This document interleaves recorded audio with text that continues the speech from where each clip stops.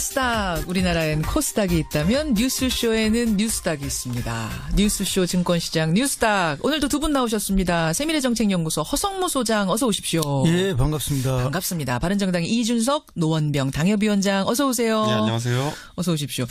자, 우리가 오늘 일부에서도 특활비 얘기 노회찬 원내대표랑 한참 했어요. 네. 온 나라가 특활비롱이 어수선한데 두 분은 어떻게 나라에서 공식적으로 주는 특활비를 받아보신 적? 예, 저는 있죠. 언제? 청와대 비서관 할 때. 아, 청와대 비서관 시절에. 그게 뭐 특활비인지 아닌지 처음에는 잘 몰랐는데 예. 요즘 특활비 하니까 그게 특활비구나. 그게 특활비였구나. 그런 생각이 드는데 청와대 비서관 할 때 이제 업무 추진비는 그린카드로 나온 것 같아요. 카드로? 예, 그게 아마 업무 추진비. 예. 제가 150까지 쓰는 한도였는데 그렇고 그다음에 70만 원인가 현금이 따로 나온 게 있어요. 이거 업무에 이제 써라. 예. 그래서 그게 아마 이제 특활비에서 준 것 같은데 예. 지금 생각하면 명목을 뭐 따로 특활비 이렇게 해서 준 건 아니고 그냥 현금으로 나왔던 유일한 돈인데 그 결국 뭐 업무에 다 쓰게 되죠. 그러면은 아까 우리 노회찬 대표하고 블랙, 그레이, 화이트 했는데 그게 제대로 쓰면 화이트인 거죠? 그렇죠. 이건 뭐 정상적인 화이트죠. 이제 직원들이나 또는 뭐 업무차 청와대를 방문하는 부처의 공무원들이나 이런 사람들과의 만남 속에서 다 쓰는 거니까. 잘하셨어요. 화이트 쓰셨으면. 이준석 위원장은? 저는 뭐 나라에서 월급 받아본 적이 없으니까 특활비도 받아본 적이 없는데 제 지인이 이제 그 박근혜 정부 때 청와대에 이제 계셔가지고 얘기를 들어보니까 한 달에 이제 뭐 그분 직책이 이제 기자들한테 좀 밥을 사야 되고 이런 직책이다 보니까 자기가 한 월 200 정도까지는 따로 돈을 받았다고 얘기하더라고요. 특활비를. 근데 뭐 그때 그분 말씀으로는 이거 받아가지고 내가 기자들한테 쓰는 돈에 반푼어치나 되겠냐라는 식으로. 반푼어치나 되겠냐. 네, 이렇게 얘기를 했던 것처럼. 돈 많이 쓰는 거 자기 돈을. 그러니까 그 직위마다 참 다른 것 같아요. 보니까 돈을 쓰는 직이라는 그래요, 게. 그래서 그래요. 그분은 상당히 뭐 그거 외에도 돈 많이 썼던 걸로 기억합니다. 그러니까 뭐 특활비라고 하니까 저는 예전에 그 국민학교 다닐 때 특별활동 시간이라는 게 있었어요. CAC가. CA. 클럽 액티비티. 내가 엄마한테 특활비 갖다 내 이랬던 특활비밖에 없는데 그래요. 특수활동비, 특활비. 하여튼 이준석 위원장도 언젠간 좀 제대로 받아서 제대로 쓰는 자리. 허성무 소장님도 제대로 모범적으로 쓰는 자리. 이런데. 근데 부지사 때는 특활비가 없던데요. 그냥 업무 추진비만. 그래요? 업무 추진비는 시장은요? 그린카드로 이렇게 쓰고 제가 시장이 안 돼봐서. 자, 복선을 좀 깔았습니다. 특활비 얘기 나눠봤고요. 이번 주 주제에 들어가 보죠. 이번 주 하한가부터 보겠습니다. 허성무 소장님, 하한가. 예, 저는 뭐 하한가로 국민의당을 골랐습니다. 국민의당 이준석 위원장. 저는 친박 중진들 꼽았습니다. 친박 중진들 하한가. 친박 중진들 얘기부터 해보죠. 우리 지금 특활비 얘기 한참 했는데 최경환 친박 핵심 의원이 어제 압수수색까지 당했으니까 하한가네요 정말. 저는 참 의외였던 게 뭐냐면 최경환 의원 지금까지 6개월 동안 참 평온했거든요. 편안했던 게 뭐냐면 그래서 일각에서는 하다못해 최경환 의원이 혹시 지금 현재 정권 실세와 친한 거 아니냐라는 정도까지 얘기까지 나올 정도로 최경환이 잠잠했는데 이번에 그런데 직접으로 들어갔습니다. 보면은 검찰에서 흘릴 때부터 실명 거론을 해가지고 최경환 의원이 1억 받았다라고 이제 얘기 나왔잖아요. 이 소문은 있었어요? 이쪽은 전혀 소문이 없었고 특활비 쪽은 소문 없었고 다만 이제 사람들이 좀 짐작했던 게 미루어 짐작했던 게 뭐냐면은 예를 들어 박근혜 대통령 그 청와대에 40억 정도 이렇게 특활비가 유용됐다라는 얘기 나왔을 때 여론조사비로 5억 쓰였다는 얘기 나왔잖아요. 그런데 30억은 어디로 갔냐 했을 때 그렇다면 그 3인방과 굉장히 친소관계가 있는 혹시 뭐 친박 중진들이 혹시 가져간 것이 아니냐라는 얘기가 굉장히 많았는데 그 돈과 다르게 또 이제 1억을 받았다고 이제 얘기가 나오니까 지금 사람들이 굉장히 좀 이게 생각보다 검찰이 굉장히 강하게 들어오는구나라고 이제 생각이 됐습니다. 그러다 보니까 검찰이 강하게 이제 강한 혐의를 들고 들어오니까 최경환 의원도 굉장히 강하게 이제 부인할 수밖에 없지 않습니까? 그렇죠. 그러다 보니까 뭐 희대의 무슨 뭐 동대구역 할복 발언 이런 게 나오고 하는 거죠. 무서워요. 동대구역에서 이게 사실이면 할복하는 옛날에 생각해 보시면요.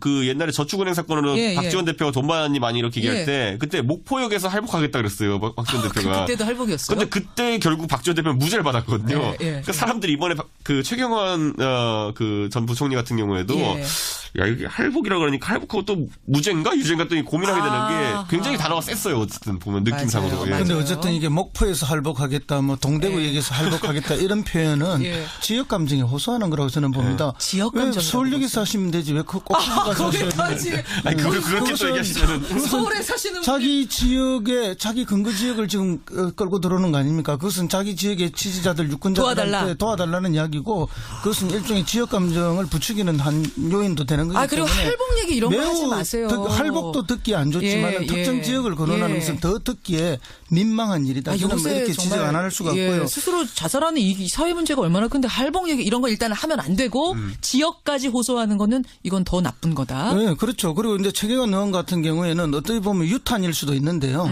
결국은 이제 뭐 국정원의 특활비 조사하다 보니까 그렇죠. 이게 장부에 나와 있는 거 아닙니까? 나왔는데 안 할 수는 없는 안 할 거예요. 수가 없는 1억인데. 거죠. 예. 이제 그런 건데 그러면 왜 이제 그 1억을 이 사람한테 줬느냐? 예. 이 사람은 국정원 특활비를 편성해 주는 기재부 장관이다면 권한을 쥐고 있는 사람이죠. 지금 국회의원 때 받은 게 아니라 장관일 때 받은 그렇죠. 거죠. 경제부총리 때. 그렇기 때문에 이게 더 엄중한 뇌물이 될 수 있다는 그럴 거죠. 수 있는 거죠. 그러면은 국정원은 왜 늘 받던 특활비가 축소될 것을 걱정해서 제대로 편성해달라고 뇌물을 줬느냐? 왜? 예, 그러면은 뭐 축소된다는 뉘앙스가 있었단 말인가요? 아니면 해마다 관례적으로 줬단 말이냐?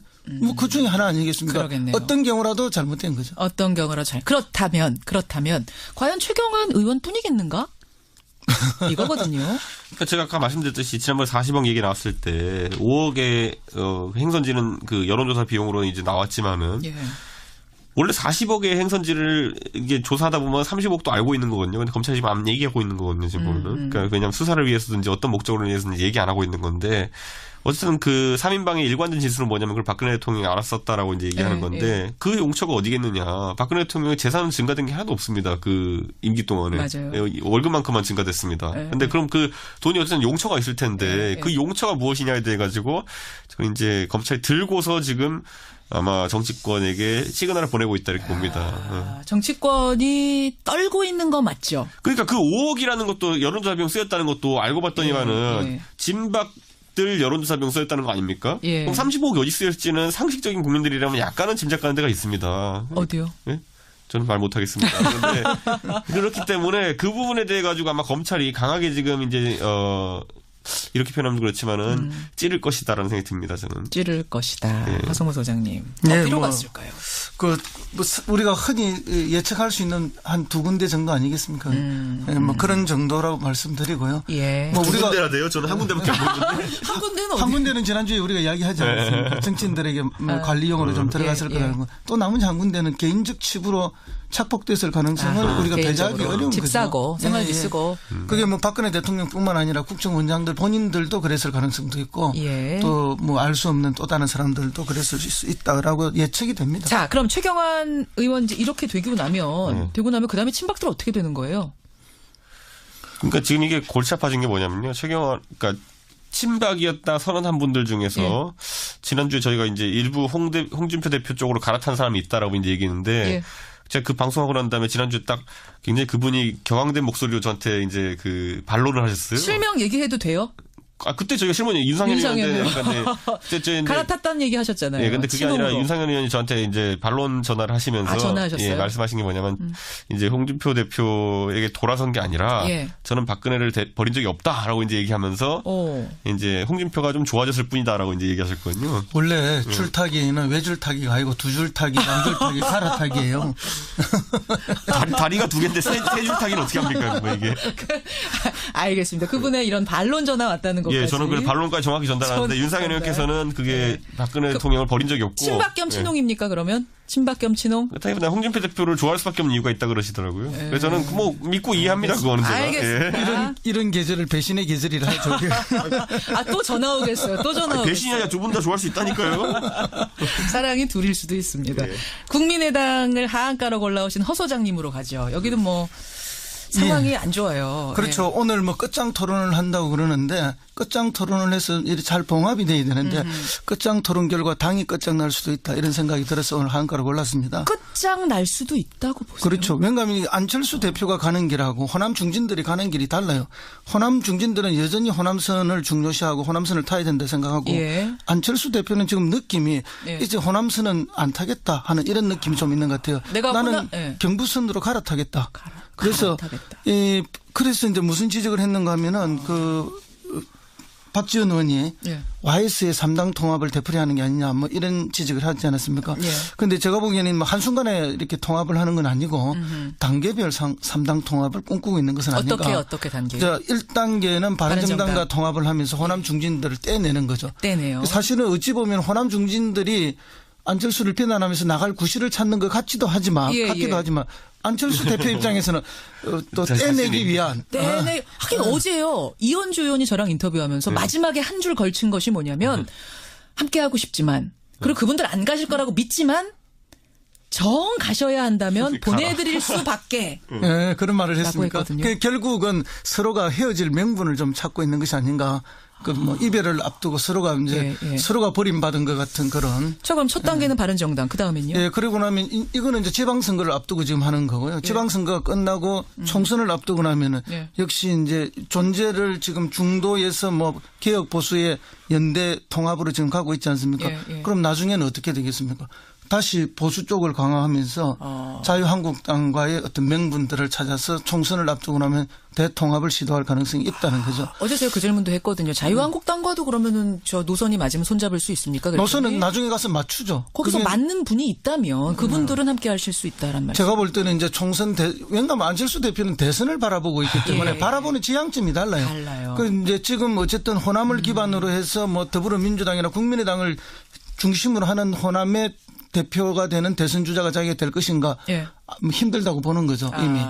그렇기 때문에 자기가 갈 길을 따로 생각하는 것이 아닌가. 그런데 이제 안철수 의원 같은 경우는 자신감이 있는 것 같은 게 호남의 지지라는 것은 호남 출신 의원들이 많다 해서 얻어지는 게 아닙니다. 예를 들어 이번 대선만 본다 하더라도 호남의 의원이 하나도 없는 이제 문재인 대통령이 굉장한 지지를 받았거든요. 그렇죠, 그러니까 이게 뭐냐면은 결국에는 호남의 정신을 이해하고 있는 사람이면은 그 대선 주자가 이해하고 있으면은 의원이 중진 의원이 몇 명 있든지 관계없이 지지를 받는다. 역설적으로 지금 국민의당이 호남 다 차지하고 있지만은 호남의 지지를 못 받지 않습니까? 그런 것처럼 그 의원들의 존재 자체에 크게 구애받지 않겠다라고 이제 이야기한 것이고 저는 이번에 안철수 대표랑 약간 궤는 다른 것 같지만은 이현주 의원 같은 경우는 굉장히 강하게 이번에 박지원 대표를 몰아붙인 거거든요. 그러니까 저는 근데 여기에 대해 가지고 약간 학습 효과가 있다고 보는 것이 어떤 거요? 바른정당에 이제 탈주파 사태가 있었을 때 그때 문제가 탈주파라고 하세요? 저는 공식 명칭 탈주파로 씁니다.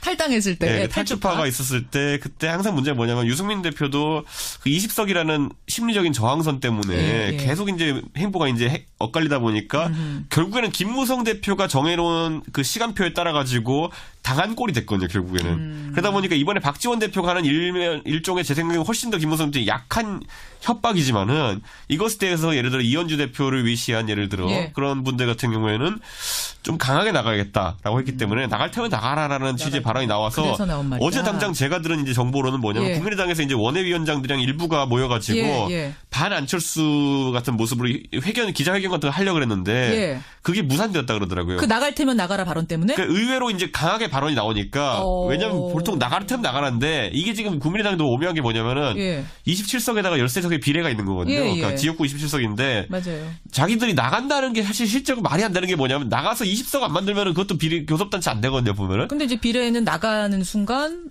비례는 못 나가니까 그러니까 27석 중에 20석 나가는 게 그쪽에 그 정도의 그 지지를 확보하지 못했다고 하는 게 호남에서 이제 예를 들어 박지원 대표나 아니면 호남계 의원들 같은 경우에도 했던 말이 뭐냐면 우리가 따로 나가서 교섭단체 찰 수 있다 그랬는데 이건 정확히 뭐랑 일치하냐면 예전에 김무성 대표가 바른정당 나가기 전에 내가 나가면 15명 정도 같이 나가지 않을까 했는데 실제 나간 건 9명이었잖아요. 그러니까 숫자가 안 맞습니다. 그게 보면은. 그러니까 27명 중 20명을 데리고 나갈 능력이라는 거는 호남계 어떤 중진 애들이 없습니다. 지금 보면. 자, 그러면 이제 한마디씩만 정리하고 제가 넘어갈게요. 정말로 분당까지 갈까? 일단 바른정당 이준석 위원장 단답형으로 주세요. 네. 저는 어렵다.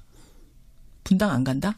어렵다. 박지원 대표 혼자 탈주하는 거 가능해도 분당은 안 된다. 탈주하는 거죠. 허성무 소장님. 저는 분당에 버금가는 탈당이 있을 거라고 봅니다. 탈당이 있을 것이다. 그래서 바른정당과 합하는 것. 나머지는 호남파 의원들은 그러면 탈당하는 거죠. 탈당해서 민주당 갑니까? 아니요. 민주당을 바로 가진 않지만 일단 탈당해서 제3지대 당분간은 남아있겠죠. 두 분 다 어쨌든 갈라지는 거 모양새는 어떻게 될지 모르지만 갈라지는 쪽으로. 저는 나가려 하다가 20석 못 채워가지고 망신당할 거라고 봅니다. 그래요. 하한가 국민의당. 상한가는 뭐 가지고 오셨어요? 허성무 소장님? 예, 저는 상한가로 김부겸 행안부 장관을. 김부겸 장관. 이건 뭐 이유를 딱 알겠네요. 그러면은 이준석 위원장은 상한가? 저는 이제 국민의당이 저런 상황이다 보니까 안철수 대표가 의외로 주목받을 것이다. 이제 안철수 대표 상한가. 그러니까 저는 항상 상한가를 주목받는 사람으로 가기 때문에. 주목받는 사람. 가기 때문에 상한가는 이제. 어떤 결정을 할지 주목이 될 거다. 허성무 소장님, 김부겸 장관 뽑아오신 거는 이번에 그 지진 대처 관련된 그렇죠. 거죠? 왜냐하면 이게 수험생만 수십만 명이고 그 가족이나 관계자 수백만 명이거든요. 예. 전 국가적 행사입니다. 이 중대한 일을 연기한다는 건 결코 쉽지 않습니다. 엄청난 압박감에 시달리면서 내리는 결정이거든요. 네, 예. 그래서 사실 이제 대통령이 수석 보좌관 회의할 때 그 전반적인 기류는 네. 수능 연기할 수 없다는 거 아니었어요. 처음에 그랬어요. 그런데 이제 현장에 내려간 김부겸 장관이 현장의 처참한 상황을 보고하면서 연기하지 않을 수 없다는 보고에 연기 결정이 내려진 거 아닙니까? 이런 결정은 정말로 원칙과 결단이 없으면 내리기 힘든 결정입니다. 예. 그 압박감 이런 말 할 수가 없거든요.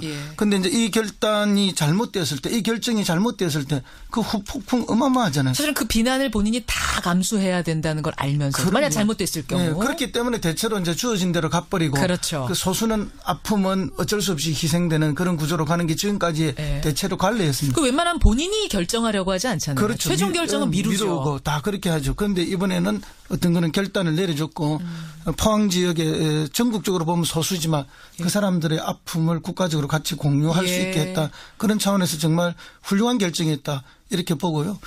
더 훌륭한 거는 우리 국민과 수험생들이죠. 그런 그 당혹스러움을 느낌에도 불구하고 다 수용하고 너무나 공존의 지혜를 같이 발현해 주는 이 위대함에 저는 뭐 장관도 장관이지만 장관보다는 오히려 우리 국민들을 상한가로 뽑고 싶습니다. 수험생들 위해서 박수 한번 쳤으면 좋겠어요. 진짜로.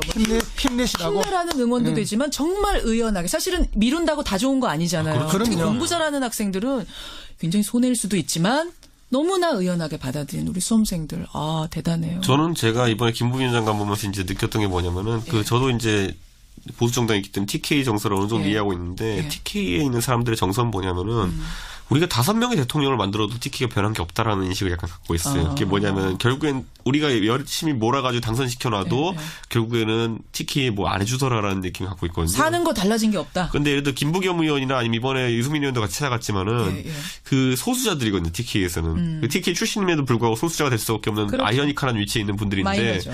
이분들이 김부겸이라는 사람 이번에 다시 보게 된다라는 얘기를 저는 몇 번째 들었어요.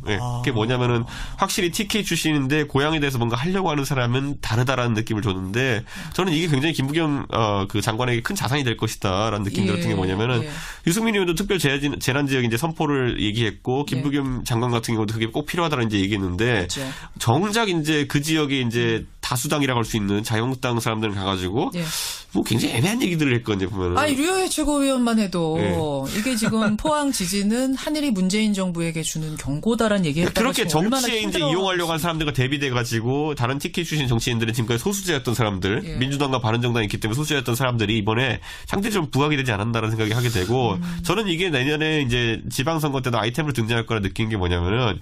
과연 과거에 호남이 그래가지고 호남 일당 독재가 올려 해가지고 국민의당을 이렇게 뽑았던 것처럼 이번에도 TK에서도 다른 그 움직임이 나올 수 있다는 생각이 듭니다. 그런데 유희의 최고위원은 자기가 최고위원이 얼마나 엄중한 자리인가 하는 부분을 제가 볼 때 인식을 다 못하는 것 같아요. 이게 재난으로 고통받는 그 시민들 국민들을 어떻게 감싸고 어떻게 구제하고 하는 그 부분에 관심을 가져야 되는데 정쟁의 수단으로 이걸 끌고 도는다는 것은 정말 철학의 빈곤이라든지 인식의 얕음을 드러내는 것이 아닌가 좀 안타깝습니다. 여기까지 오늘 뉴스닥. 사실 이번 주는 상한가 하한가가 참 풍부했어요. 그렇죠. 올릴 인물이 많아 고민들 많이 하셨죠. 누구 올려야 되나. 여기까지 오늘의 뉴스닥. 상한가 보드에는 김부겸 행안부 장관, 국민의당 안철수 대표, 하한가 보드에는 국민의당과 친박 중진들을 올리면서 두 분과 인사 나누겠습니다. 고생하셨습니다. 예, 감사합니다. 바른정당 이준석 노원병 당협위원장, 세미래정책연구소 허성무 소장이었습니다.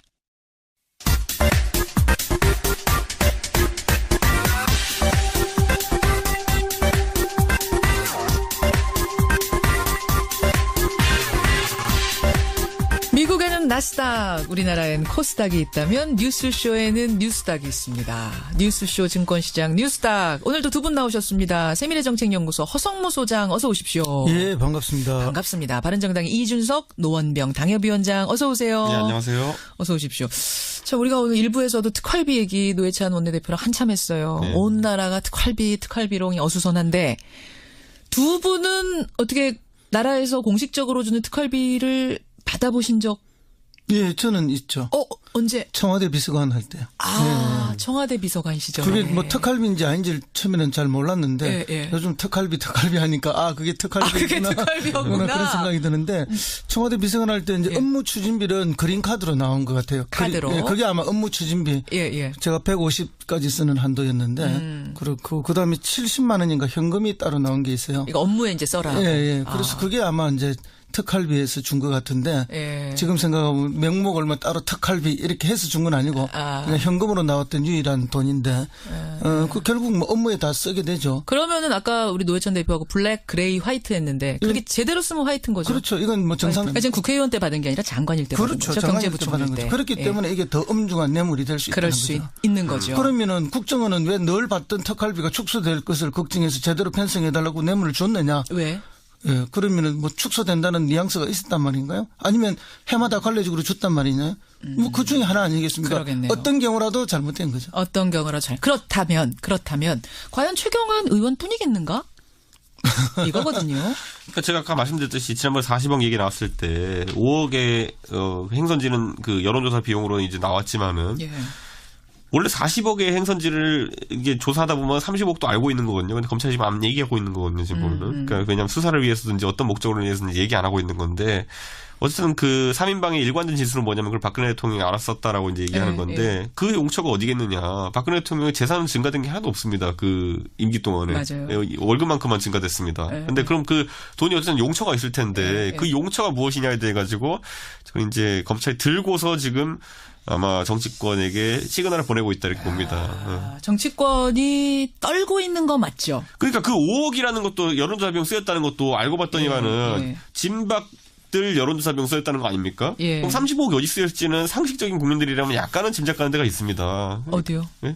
저는 말 못하겠습니다. 그런데 그렇기 때문에 그 부분에 대해 가지고 아마 검찰은 하여튼 이제 직원들이나 또는 뭐 업무차 청와대를 방문하는 부처의 공무원들이나 이런 사람들과의 만남 속에서 다 쓰는 거니까. 잘하셨어요. 화이트 쓰셨으면.